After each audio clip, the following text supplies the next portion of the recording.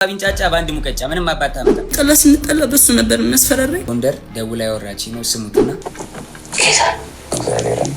ጤና ይስጥልን የምንወዳችሁ የፈራነው ደርሷል። ቲክቶከሯ ጃኒ ጆን ዳንኤልን አሳርፉልኝ ህይወቴን እያመሰቃቀለው ነው በማለት አለኝ የምትለውን ማስረጃና ጉድ ሁሉ ከእንባዋ ጋር አዳቅላ በአደባባይ ዘርግፈዋለች።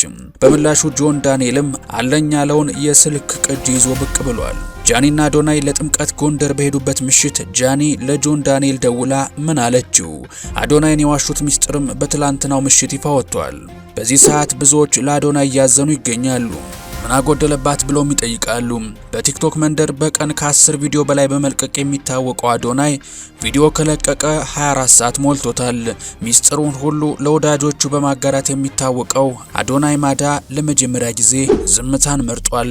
በዚህ ልዩ ጥንቅራችን ጃኒ እንደ ቀነኔ በሚል የታዘብነውን ታምር የሚመስል የሁለቱን አሳዛኝ እንስቶች የታሪካቸውን መመሳሰልም ልናስደምጣችሁ እንወዳለን። እነዚህ ሁለት የሚዲያ ሰዎች ለረጅም ዓመታት በሚስጥር የቆየ ፍቅር ግንኙነት እንደነበራቸው የሚታወቅ ቢሆንም አሁን ግን ያ የነበረው ፍቅር አልቆ ወደ ከባድ ጸብ፣ ስድብና ክስ ተቀይሯል። በሚሊዮኖች ዘንድ የምትታወቀው ጃኒ በለቅሶ የታጀበ ቪዲዮ በመልቀቅ ጆን ዳንኤል ለዓመታት ይደበድበኝና ያሰቃየኝ ነበር ስትል ምስክርነቷን ሰጥታለች።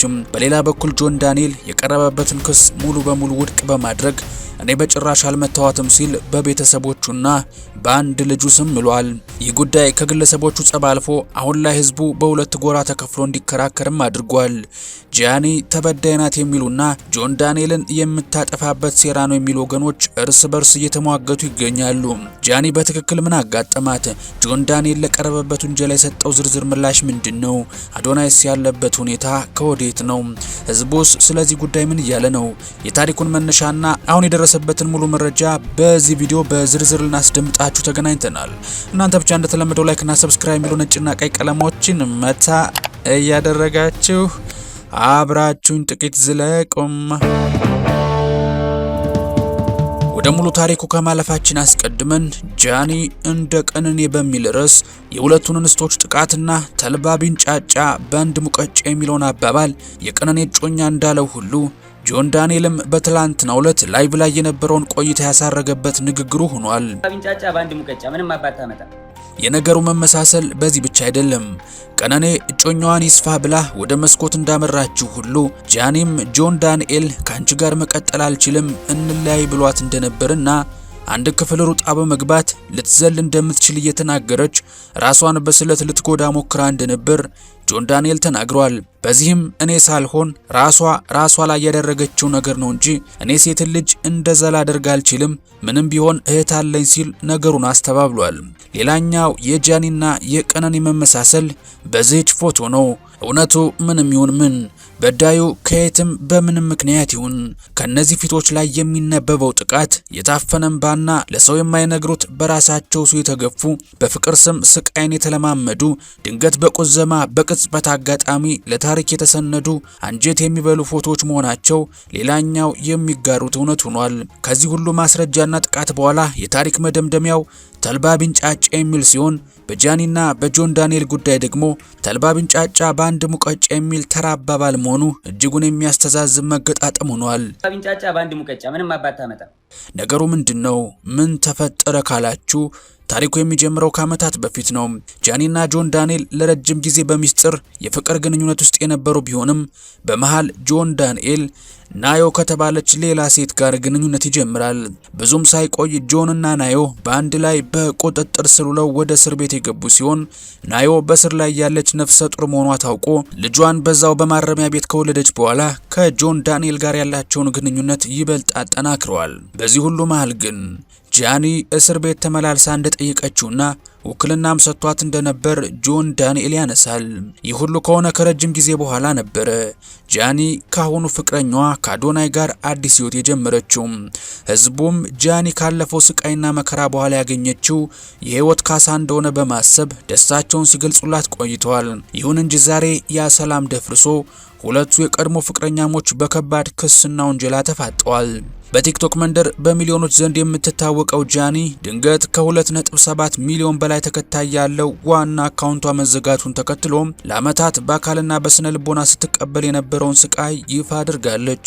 ጃኒ ይህንን ምስክርነት ስትሰጥ የተናገረችው ነገር የብዙዎችን ልብ የነካ ነበረ።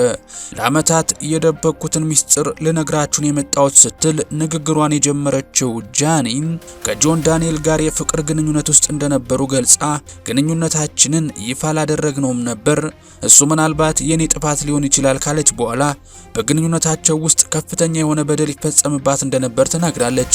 በጣም ነበር የሚያሰቃየኝ፣ በጣም ነበር የሚመታኝም ብላለች። ጃኒ ይህንን ክስ ስታቀርብ ዝም ብላ አልነበረም።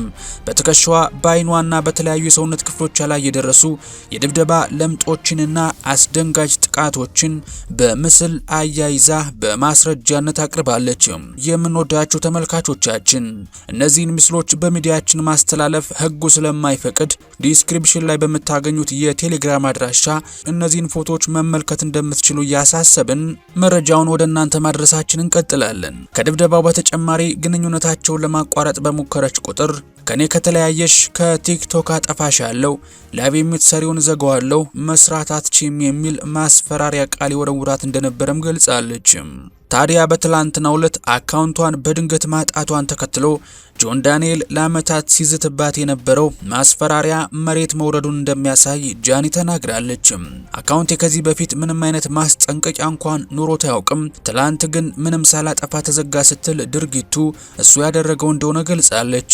ከዚህ ጋር ተያይዞ በርካታ አስተያየት ሰጪዎች የእሷ ብቻ ሳይሆን የአዶናይ አካውንት ጭምር በተደጋጋሚ ማስጠንቀቂያ ሲሰጥበት ከአንድም ሁለት አካውንቶቹ ሲዘጉበትና ችግር ሲገጥማቸው እንደነበር አስታውሰው ይሄ ሁሉ ፈተናና መንገዳገድ የመጣው ግን ጆን ዳንኤል ከስር ከተፈታ በኋላ መሆኑን እየጠቀሱ ምናልባት ጃኒ የጠቀሰችው መረጃ እውነት አለው ሲሉ፣ በሌላ በኩል ደግሞ ጆን ዳንኤልና የጆን ዳንኤል አድናቂዎች አንድ ሰው የአንድን ሰው አካውንት እንዲህ እንደዋዛ ማዘጋትና ማስከፈት አይችልም በማለት ሳይንሳዊ የሆነውን የሶሻል ሚዲያ አሰራርን ሲያስረዱ አምሽተዋል። ታዲያ ጃኒ ከዚህ ቀደምም ላይቭ በምትገባበት ወቅት በተደጋጋሚ እያዘጋባት ያስቸግራት እንደነበርና ለምን ታዘጋዋለህ እያለች ትማጸነው እንደነበር አስታውሳለች።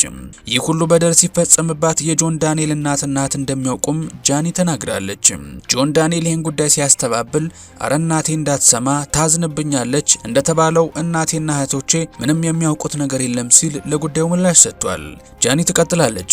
እኔ ድራማ አልፈልግም፣ የማስተዳድረው ቤተሰብ አለኝ፣ ከኔ የሚጠብቁ ቤተሰቦች አሉኝና ለእነሱ ነው የምኖረው ስትልም ተናግራለች። ጃኒ ንግግሯን የደመደመችው እንዲያርፍልኝና እንዲተወኝ ነው ለእናንተ የምናገረው በማለት በለቅሶ የታጀበ ተማጽኗን ለሕዝብ አቅርባለች። ታዲያ ይህንን በቅርቡ ከስር የተለቀቀውን ጆን ዳንኤልን ያነጣጠረ ትችት ጆን ዳንኤል በጥቂት ወራት ብቻ የፈጠረውን ተጽዕኖና እየገሰገሰበት ያለውን የስኬት መንገድ በማስተዋል ለበርካታ ድርጅቶች አምባሳደር እንዳይሆን ስም የማጥፋት ዘመቻም እንዳይሆን መጠንቀቅ ይገባል የሚሉ አስተያየት ሰጪዎችንም ታዝበናል። ይሁን እንጂ በጃኒ በኩል የቀረበበትን የድብደባና የአካውንት ማዘጋት ክስ ተከትሎ ጆን ዳንኤል 3 ክፍሎች ያሉት ተከታታይ የቲክቶክ ቪዲዮዎችን በመልቀቅ እያንዳንዱን ነጥብ በዝርዝር አስተባብሏል። ጆን ንግግሩን የጀመረው ቀድሞ ያለቀሰ ሁሉ ተበዳይ አይደለም በማለት ሲሆን እስካሁን ድረስ ዝምታን የመረጠው የጃኒን አዲስ ሕይወትና ከአዶናይ ጋር ያላትን የፍቅር ግንኙነት ላለመበጥበጥ በማሰብ እንደነበር ገልጿል። ጆን ለንግግሩ ማስረጃ ይሆን ዘንድ ጃኒ ጎንደር ሆና ከአሁኑ ፍቅረኛዋ ከአዶናይ ጋር እያለች ለጆን የደወለችበትን የስልክ ቅጂ አሰምቷል። አዶናይ ሳሎን ሆኖ እሷ ግን ሽንት ቤት ተደብቃን የደወለችልኝ ያለው ጆን፣ ይሁን እንጂ አዶናይ ይህንን ንግግር ሰምቶ በመካከላቸው ግጭት ሲፈጠር ጃኒ ነገሩን ለማስተባበል እሱን የደወለው በማለት ለኤልሻዳይ ደውላ እየደወለ አስቸገረኝ የሚል ድራማ እንደሰራች ጆን ዳንኤል በዝርዝር አስረድቷል። ታዲያ ጉዳዩን ገለልተኛ ሆኖ የተመለከቱ አካላት ከጅምሩ ከዚህ ረጅም ጊዜ በኋላ ጃኒ ለጆን ዳንኤል መደወል ምን አስፈልጋት? እንደተባለው ተራ የቪዲዮ ንግግር ከሆነስ ቲክቶከሩ ጆን ዳንኤል ነገሩን ሪኮርድ አድርጎ ማስቀመጡን ለምን ፈለገው የሚሉ ጥያቄዎችን አስከትሏል። ከዚህም ጋር ተያይዞ እንግዲህ ጥምቀትን ለማክበር ጎንደር በሄዱበት አዶናይ ይህን ጉዳይ አውቆ ታዲያ በዚያ ወቅት ጃኒና አዶናይ ሳይበጣበጡ እንዲቀጥሉ ሲል አዶናይ እኔ ፊት ደዊ ሲላት ስትደውልለት እሱ ማለትም ጆን ዳንኤል ምንም እንዳልተፈጠረ በመዋሸት እንደተባበራት ነገር ግን ቀድማ የደወለችው እሷ እንደነበረች ገልጿል። ጆን ጃኒን በገንዘብ የሚረዳት እንደነበር ሲገልጽ መኪና የገዛች ጊዜ 1 ሚሊዮን ብር በሰጠዋት ውክልና ከአካውንት ይወስዳ ነበር ብሏል። አሁንም የደወልኩላት ውክልናውን እንድታነሽልኝ ነው ለማለት ብቻ እንደነበር ተናግሮ እንዳስተባበለላትም ተናግሯል። ይሄ ጉዳይ ሲሰማ በርካታ ጥያቄዎችን ያስነሳ ቢሆንም ብዙዎች ልባቸው ያዘነውና ትኩረታቸው የሆነው በመሃል ቤት ተጎጂ የሆነው ተወዳጁን ቲክታከር አዶናይን በተመለከተ ነበረ። አዶናይን ከሁለት ቤት ሆኖ መዋሸት ለምን ያስፈልጋል የሚል ብርቱ ትችትም ጃኒ ላይ የቀረበባት ይገኛል። ጆን ዳንኤል ይቀጥልና እስከዛሬ ድረስ አንተን የደወልከው እየተባልኩ ስወቀስ ዝም ያልኩት የሷን ግንኙነት ላለማበላሸት ነበር፣ ነገር ግን በዚህ ርቀት እኔን ለመጣል ትሄዳለች ብዬ አስቤ አላውቅም ሲል ቁጭቱን ገልጿል። ጃኒ ያሳየችውን የመደብደብ ምስሎች በተመለከተ ጆን በቤተሰቦቹ ስም ብሏል። መረጃ ካለሽ ታስሬ በነበረበት 1 ዓመት ከ6 ወር ውስጥ ለምን አልከሰሽኝም? እስር ቤት እያለው በጣም ትመላለሽ ነበር፣ ለዚህም አመሰግናለሁ፣ ግን ግንኙነታችን ስለቆመ ውድቀቴን ማየት የለብሽም ሲል ጆን ዳንኤል አስጠንቅቋል። አክሎም እኔ አዲስ ህይወት ጀምሬያለሁ፣ አዲስ መንገድ ላይ ነኝ፣ ስለ እግዚአብሔር ብለሽ ተይኝ በማለት ንግግሩን አጠቃሏል። ይህ በጃኒና በጆን ዳንኤል መካከል የተነሳው ጠብ በማህበራዊ ሚዲያ ተጠቃሚዎች ዘንድ ከፍተኛ ክርክርን ጭሯል። ተከታዮች በሁለት ዋና ዋና ጎራዎች ተከፍለው ጉዳዩን እየተነተኑት ይገኛሉ። ጃኒን የሚደግፉና ፍትህ የሚሉ ወገኖች እሷን እንደ ተበዳይ እየተመለከቷት ነው። እነዚህ ወገኖች ጃኒ ለዓመታት የበደል ሰለባ ሆና መቆየቷን በመጥቀስ አሁን እውነቱን ለመናገር የደፈረችው ቤተሰቦቿን የምታስተዳድርበትና ብቸኛ የስራ መድረኳን አካውንቷን በማጣቷ እንደሆነ ይገልጻሉ። እንግዲህ ከድብደባው በተጨማሪ ጆን ዳንኤልና ጃኒ ዱባይ በነበሩበት ወቅት በመኪና ሊገጫት ሞክሯል የሚሉ አስደንጋጭ ክሶችም ከደጋፊዎቿ በኩል እየተነሱ ነው። በእርግጥም ዱባይ በነበሩበት ወቅት ጥንዶቹ በአደባባይ ከመጣላታቸው አልፎ ጃኒ ከመኪና እንድትወድቅና በጥፊ ሲመታት የታዘቡ የአረብ ፖሊሶችም በጉዳዩ ጣልቃ ገብተው እንደነበር ራሱ ጆን ዳንኤልም አልካደም። ታዲያ እንግዲህ ትላንት ከሰዓት ጀምሮ እስካሁን ድረስ እየተጋጋለና ከላይ ማስረጃዎች እየወጡ ነገሩ የበለጠ እየጦዘ ሄደው የጆን ዳንኤልና የጃኒ ጉዳይ ተመልክቶ በመሃል ቤት ተጎጂ ሆነውና በወጡት መረጃዎች ሁሉ ልቡ ይሰበራል በሚል በስስት በአድናቂዎቹ ዘንድ የሚታየው አዶናይ በየትኛውም ቀን በትንሹ ከ10 ቪዲዮ ላይ በመልቀቅ የሚታወቀው አዶናይ በትላንትናው ዕለት የለቀቀው አንድ ቪዲዮ ነበረ።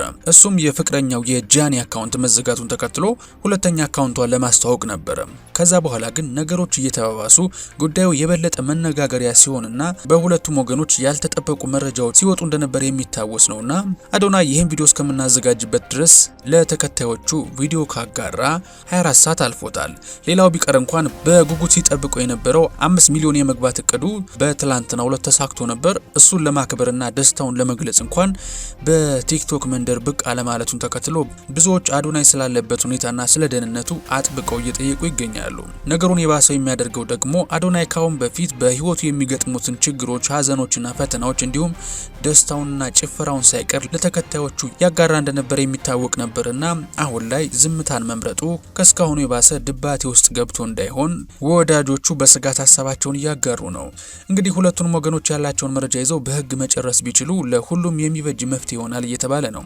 እናንተስ ስለዚህ ጉዳይ ምን ትላላችሁ? እንደተለመደው አስተያየታችሁን በኮሜንት መስጫው ላይ አጋሩን። የምንወዳችሁ የዛሬውን ጥንቅራችንን እስከ መጨረሻው ስለተከታተላችሁን ላቅ ያለ ምስጋናዬን ጀባ እያልኳችሁ በቀጣይ በሌላ ዘገባ እስከምንገናኝ ሰላማችሁ ብዝት ይበለልኝ። ቸር